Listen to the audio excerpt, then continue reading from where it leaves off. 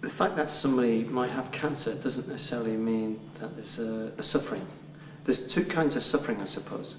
There's the kind of suffering, physical suffering, whereby you might well have cancer, or you might have a headache, or you might have broken your metatarsal. But then there's the suffering of wanting things to be different.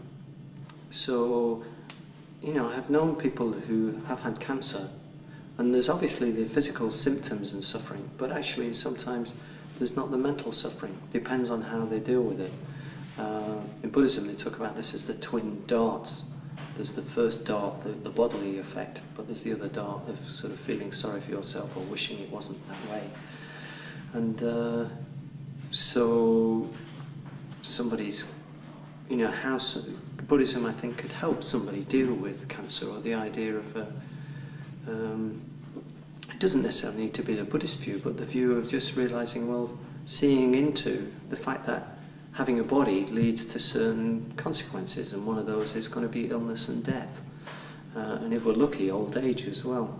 But and those things do bring a certain amount of suffering with them.